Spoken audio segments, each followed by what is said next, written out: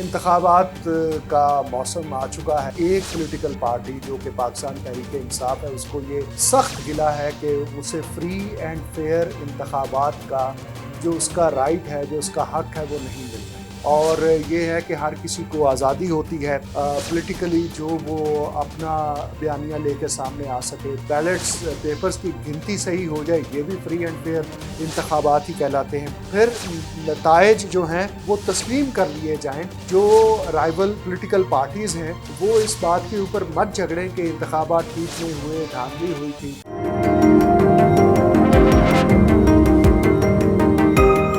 انتخابات کا موسم آ چکا ہے اور ہم یہ جانتے ہیں کہ اس حوالے سے ایک پولیٹیکل پارٹی جو کہ پاکستان تحریک انصاف ہے، اس کو یہ سخت گلہ ہے کہ اسے فری اینڈ فیئر انتخابات کا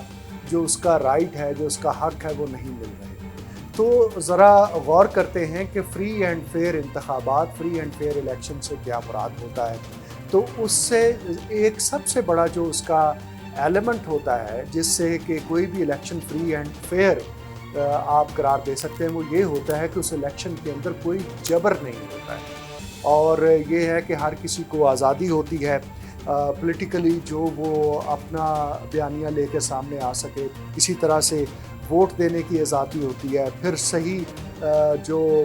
بیلٹس پیپرز کی گنتی صحیح ہو جائے، یہ بھی فری اینڈ فیئر انتخابات ہی کہلاتے ہیں۔ پھر نتائج جو ہیں وہ تسلیم کر لیے جائیں۔ جو رائیول پولیٹیکل پارٹیز ہیں وہ اس بات کے اوپر مت جھگڑیں کہ انتخابات ٹھیک نہیں ہوئے، دھاندلی ہوئی تھی، تو اس لیے ہم ٹھیک نہیں مانتے۔ تو اس کا کہہ لیجیے ایک لیگل فریم ورک ہوتا ہے، ایک الیکٹورل مینجمنٹ ہوتی ہے، اور ایک الیکٹورل رائٹس ہوتے ہیں، اور ووٹروں کے بھی رائٹس ہوتے ہیں۔ اس کے اندر انتخابی مہم کی میں نے جیسے کہا آزادی ہوتی ہے، میڈیا کی ایکسیس یا میڈیا کی رسائی ہوتی ہے، ووٹنگ پروسیس جو ہوتا ہے وہ بہت فیئر ہوتا ہے، ٹرانسپیرنٹ ہوتا ہے، اور آر اوز کا جو رول ہے وہ بھی امپارشل ہوتا ہے۔ اب جو مختلف بڑے ادارے ہیں، جو ریسرچ کے ادارے ہیں، انہوں نے دنیا بھر میں 1975 سے لے کر 2011 تک ہونے والے جتنے بھی انتخابات تھے دنیا بھر میں،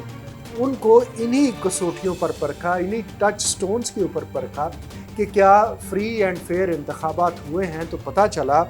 کہ صرف آدھے انتخابات پوری دنیا میں ایسے ہیں جنہیں فری اینڈ فیئر انتخابات قرار دیا جا سکتا ہے، اور وگرنہ یہ ہے کہ ہر ایک انتخاب کے حوالے سے الزامات لگتے ہیں، انتخابات کو تسلیم نہ کرنے کی بات ہوتی ہے، انتخابات کے بائیکاٹ کی بات ہوتی ہے۔ جس طرح سے ابھی حال میں بنگلہ دیش کے اندر جو انتخاب ہوا ہے، اس میں جو پولیٹیکل پارٹیز تھیں، شیخ حسینہ واجد کے جو اپوزٹ تھیں، وہ انہوں سب نے اس کا بائیکاٹ کیا ہے، لیکن شیخ حسینہ واجد کا یہ کہنا ہے کہ انتخابات بالکل ٹھیک ہوئے ہیں۔ حالانکہ امریکہ نے بھی انہیں فری اینڈ فیئر قرار نہیں دیا ہے، اسی طرح سے انگلینڈ نے بھی انہیں فری اینڈ فیئر قرار نہیں دیا ہے، لیکن شیخ حسینہ واجد کا اصرار ہے کہ یہ انتخابات فری بھی تھے اور فیئر بھی تھے، اور اس کے اندر کوئی پکڑ دھکڑ نہیں ہوئی اور کوئی اور ایسی چیزیں نہیں ہوئی۔ اچھا، آپ بنگلہ دیش کو چھوڑیے، بھارت کے اندر بھی انتخابی پروسیس اس وقت روبہ عمل ہے، اور مختلف سٹیٹس کے اندر انتخابی عمل جاری و ساری ہے، اور وہاں کے سٹنگ گورنمنٹ یعنی نریندرا مودی جو ہیں وہ ہر طرح سے انفلوئنس کر رہے ہیں۔ حتیٰ کہ جو الیکشن کمیشن تھا وہاں کا، اس نے پچھلے سال مودی کے حوالے سے بننے والی ایک فلم کے اوپر بین کیا کہ جب تک انتخابات مکمل نہیں ہو جاتے آپ یہ فلم جو ہے ریلیز نہیں کر سکتے ہیں، کیونکہ اس سے ووٹر کی رائے متاثر ہو سکتی ہے۔ اور ہمارے ہاں جب ایسا ہوا ہے تو پھر الیکشن کمیشن آف پاکستان کے لتے لیے جا رہے ہیں کہ جناب آپ نے سرویز کرنے سے کیوں منع کر دیا، پیمرا کے لتے لیے جا رہے ہیں، اور لوگ اس کے باوجود کہ سرویز پر پابندی لگ چکی ہے جو مختلف میڈیا چینلز کر رہے ہیں کہ اس سے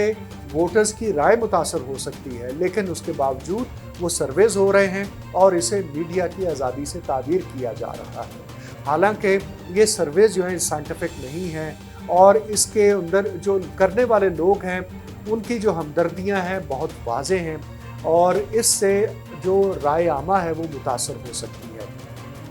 تو ایسا لگتا ہے کہ جو انتخابات کا عمل ہوتا ہے جمہوری ممالک میں ہوں، وہاں آپ دیکھ لیں تو ایک یدھ ہوتا ہے، ایک جنگ ہوتی ہے، اور اس میں جو پلڑا بھاری ہوتا ہے وہ پلڑا جیت جاتا ہے، چاہے وہ اس کو جائز کہیں چاہے ناجائز کہیں، لیکن وہ انتخابات جو ہیں وہ اپنی اتھینٹسٹی ایکسیپٹ کروا لیتے ہیں، کیونکہ نہ صرف یہ کہ جیتنے والی پولیٹیکل پارٹی بلکہ پورے کا پورا سسٹم، جس میں آپ کہہ لیجئے کہ جو طاقتور فوج ہے جسے اسٹیبلشمنٹ کہتے ہیں، جسے آپ کہہ لیجئے کہ جو عدلیہ ہے، اور اس کے علاوہ جو انتظامیہ ہے، وہ تمام کے تمام جو حکومت کے پلرز ہیں جس کے اوپر کوئی بھی پولیٹیکل جو گورنمنٹ ہے وہ کھڑی ہو سکتی ہے، وہ پلرز اس کی سپورٹ پہ آ جاتے ہیں۔ 2018 میں ایسا پاکستان تحریک انصاف کے لیے ہوتا نظر آ رہا تھا، بہت بلیٹنٹلی ہوتا نظر آ رہا تھا، اور اب 2024 میں یہ الزام نون لیگ کے حوالے سے لگایا جا رہا ہے کہ اس کو فیسیلیٹیٹ کیا جا رہا ہے، جبکہ دوسری جانب جو ادارے ہیں وہ اپنی امپارشلٹی کے حوالے سے بہت ساری باتیں کر رہے ہیں۔ تو اس کانٹیکس میں اگر ہم ایک چھوٹا سا آپ کے لیے سیمپل اٹھائیں کہ جو انتخابات پاکستان تحریک انصاف کے انٹرا پارٹی الیکشنز ہوئے تھے، اس کے اندر تمام جو انتخابی پروسیس، انتخابی قواعد و ضوابط تھے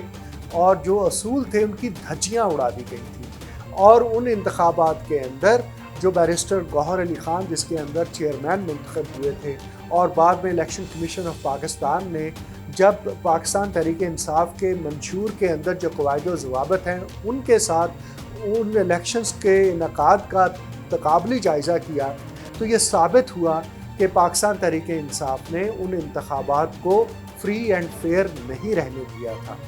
اور اس کے بعد یہ ہوا کہ وہ بلے کا نشان پاکستان تحریک انصاف سے لے لیا گیا ہے۔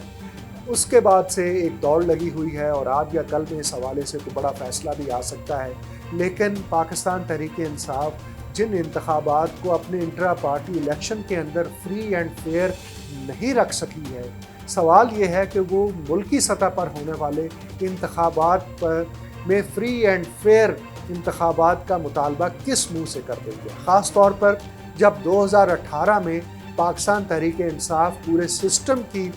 جو کہ بینیفیشری تھی، اور اس وقت وہ ایک لفظ بھی اس حوالے سے نہیں کہتی تھی، اور اس کا حمایتی میڈیا بھی اس حوالے سے کوئی بات نہیں کرتا تھا۔ چنانچہ اگر فری اینڈ فیئر انتخابات کے حوالے سے ہم سنجیدہ ہیں تو پھر سب کو سنجیدگی کا مظاہرہ کرنا پڑے گا۔ یہ نہیں ہے کہ your dog is dog and my dog is Tommy. Thank you.